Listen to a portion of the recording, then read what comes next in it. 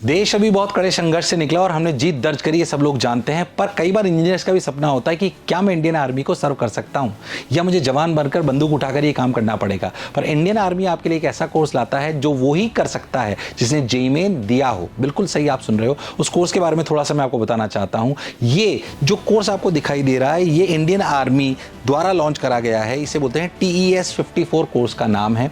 कौन सी वेबसाइट है वो भी मैं आपको बताऊंगा थोड़ा सा। पहले अपन समझते हैं कोर्स क्या है और कैसे आप इसमें जेईई मेन के थ्रू अप्लाई कर सकते हो।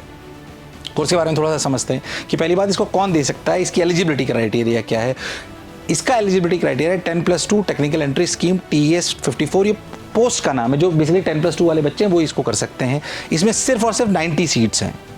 अच्छा, इसमें एडमिशन कैसे होगा? इसका सिलेक्शन होता है on the basis of interview होता है एक तो प्रॉपर, और मेरिट लिस्ट। मेरिट लिस्ट जो होती है वो बेसिकली आपको कॉल करते हैं इंटरव्यू के लिए। वो किस पे बेसिस पे करते हैं, जहाँ तक हम समझ पाए हैं ये होता है आपकी 12th की परसेंटेज, आपका जेईई मेन का स्कोर, और जाहिर सी बात है आपकी हाइट जो उन्होंने आगे मेंशन भी करी हुई। इन सबको देखकर वो आपको कॉल करते हैं और ये डिस्क्रिप्शन उनके पास रहता है वो किसको कॉल करेंगे। पर जेईई मेन एक एलिजिबिलिटी क्राइटेरिया है, 10+2 में 60% से ज़्यादा होनी चाहिए, जो आगे भी आपको लिखा हुआ दिखाई दे जाएगा। उसके हिसाब से मेरिट लिस्ट बनती है और वो आपको कॉल करते हैं। कॉल करने पर SSB इंटरव्यू अगर आप क्लियर करते हो तो ये आप 90 सीट्स में आप एलिजिबल हो सकते हो। It's golden opportunity. जो इंजीनियरिंग भी करना चाहते हैं और देश की सेवा भी करना चाहते हैं इंडियन आर्मी में जाकर, तो इट्स गोल्डन अपॉर्चुनिटी। कौन सी पोस्ट मिलेगी, कितनी सैलरी होगी, वो भी आगे मैं बताऊंगा, तो अपने को समझना पड़ेगा। जाहिर सी बात है, वाई ज्वाइन इंडियन आर्मी, मेरे हिसाब से ये सब छोटी सी बात है। देश की सेवा करने का किसी को मौका मिल जाए, इससे बेहतर और बात क्या हो सकती है। इससे बेहतर कुछ भी नहीं हो सकता कि यार आपको देश की सेवा करने का मौका मिल जाए, चाहे वो किसी भी प्रकार में हो, चाहे वो वहाँ पर डॉक्टर बनकर हो, चाहे वो वहाँ पर इंजीनियर बन के हो, चाहे वो वहाँ पर जवान बनकर हो, वहाँ पर कर्नल बनकर हो, फ्लाइंग एविएशन में हो, नेवी में हो, किसी भी जगह पे हो। पर फिर भी कुछ तरीके हैं जिससे लीड लाइक का हीरो, जाहिर सी बात है कि हमें पूरे देश में उसके लिए सम्मान मिलता है। तो मैं इस पर ज़्यादा नहीं बोलना चाहता हूँ। हम सब जानते हैं कि हमारे दिल में कहीं ना कहीं एक इच्छा होती है कि हम इंडियन आर्मी की सेवा कर सकें और मातृ जो हमारी भूमि है उसकी सेवा के लिए हम कुछ ना कुछ कर सकें। खैर, आगे चलते हैं। तो जो फॉर्म है वो 13 मई को आ रहे हैं 2025 को, यानी कि जिस दिन मैं रिकॉर्ड कर रहा हूँ उसी दिन से चालू हो गए हैं और 12 जून तक इसकी लास्ट रजिस्ट्रेशन डेट होगी। प्लस समय आपके पास है अभी, पर ऐसा भी नहीं कि बहुत ज़्यादा समय, 1 महीने का लगभग आपके पास समय जब आप इसे अप्लाई कर सकते हो। कहाँ अप्लाई करेंगे वो भी आगे आपको बताऊँगा। इसमें क्राइटेरिया जो मैं आपको बोला कि 10+2 60% से ज़्यादा आपके मार्क्स होने चाहिए। आपको जेईई मेन में अपीयर होना जरूरी है। सिर्फ मेल हो सकते हैं, माफ़ी चाहूँगा, इसमें मेल ही जा सकते हैं, और सिर्फ मेल अनमेरिड, शादीशुदा नहीं होंगे। जाहिर सी बात है जो मुझे सुन रहे हैं, बट जो शादी जिनकी शादी नहीं हुई है, मेल ऐसे ही इसको अप्लाई कर सकते हैं। 157.5 सेंटीमीटर से आपकी हाइट ज़्यादा होनी चाहिए। इसे फिट में कन्वर्ट करेंगे तो ये 5.16 फिट आएगी। 5.16 फिट से ज़्यादा आपकी हाइट होनी चाहिए। इससे छोटी होगी तो फिर आप इसके लिए एलिजिबल नहीं हो। इन्हीं के बेसिस पर, इन सब चारों के क्राइटेरिया के बेसिस पे ही वो आपको SSB इंटरव्यू के लिए बुलाते हैं। पर वो भी एग्जैक्टली क्या क्राइटेरिया है वो डिस्क्लोज नहीं है।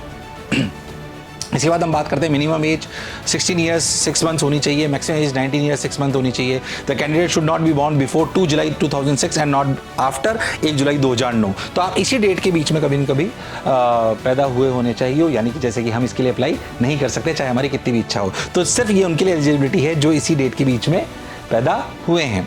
जो आपको एज और इससे समझ में भी आ रहा है 16 और 19 साल के बीच में। अगर आप एप्लीकेशन की फीस की बात करें, जैसे कि आप इंडियन आर्मी को जानते हो, कोई जनरल OBC EWS के लिए कोई फीस नहीं है, SC/ST के लिए भी कोई फीस नहीं है। सिर्फ आपको अप्लाई करना है। Payment mode, no application fee for any category है ही नहीं, तो पेमेंट मोड होगा क्या? इसमें कोई शक और संशय वाली बात है। आपको अप्लाई करना है, पर कहाँ अप्लाई करना है ये भी मैं आपको बता देता हूँ। एप्लीकेशन फॉर्म स्टार्ट 13 मई, खत्म 12 जून। जो SSB इंटरव्यूज डेट होंगे जुलाई से अगस्त के बीच में मिलेंगे। मेरिट लिस्ट निकलेगी नवंबर के बीच में। कोर्स कमेंस होगा जनवरी 2026 से। जनवरी 2026 में अप्लाई में इसमें आपको चांसेस मिलेंगे। तो ये आपके एग्जामिनेशन के बाद ये पूरी कहानी चलती रहती है, क्योंकि इंटरव्यूज़ बहुत सारे होते हैं तो उनको टाइम लगता है वो करने में। जो ऑनलाइन एप्लीकेशन जिन्होंने भरी होगी उन्हीं को ही दिखाई देगा इस वाली वेबसाइट पे joinindianarmy.nic.in। यहाँ पे आपको इसका लिंक दिखाई देगा जहाँ से आप फॉर्म फिल कर सकते हो।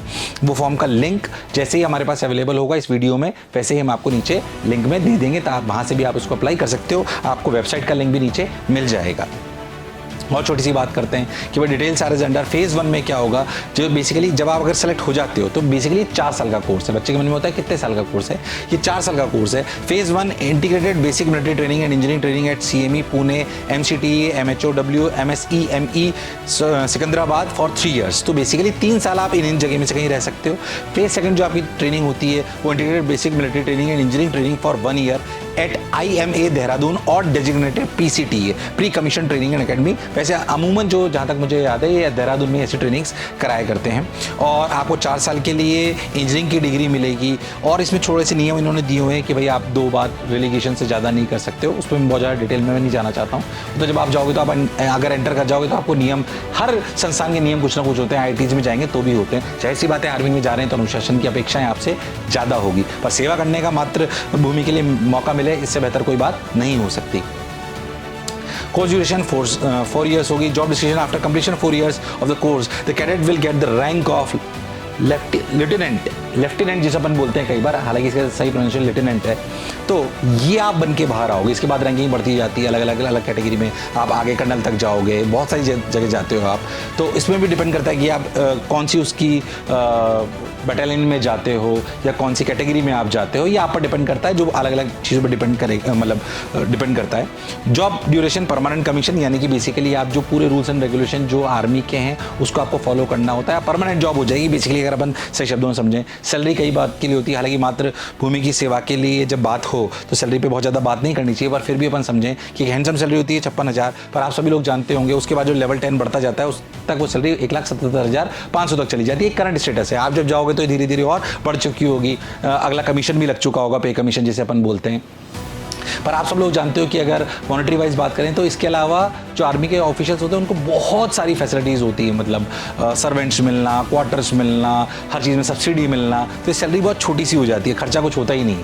ऑलमोस्ट गवर्नमेंट आपके लिए सब कुछ कर रही होती है, आपकी फैमिली के लिए सब कुछ टेक केयर कर रही होती है। तो इस सैलरी तो मेरे हिसाब से, जहाँ तक जितने भी मैं मिलिट्री ऑफिशियल्स को जानता हूँ जो मेरे पर्सनल टच में है, उनकी सैलरी तो ऑलमोस्ट सब सेव ही हो रही होती है, बाकी खर्चा तो उनका वैसे ही चल रहा होता है। तो ये एक बहुत अच्छी अपॉर्चुनिटी जो आप कर सकते हो, JEE मेन के बच्चे जो भी दे रहे हैं। तो अगर आपको मातृभूमि की सेवा करने का मौका मिले और मन में इच्छा है तो आप JEE मेन के साथ भी इसे अप्लाई कर सकते हो। आशा करता हूँ ये इन्फॉर्मेटिव वीडियो तुम्हारे लिए काम का रहा होगा। और भी बहुत सारे मन में द्वंद्व आते हैं, उसके लिए बहुत सारे वीडियोज़ हम लगातार बना रहे हैं, उन्हें देखिए, समझिए और आगे बढ़ते रहिए।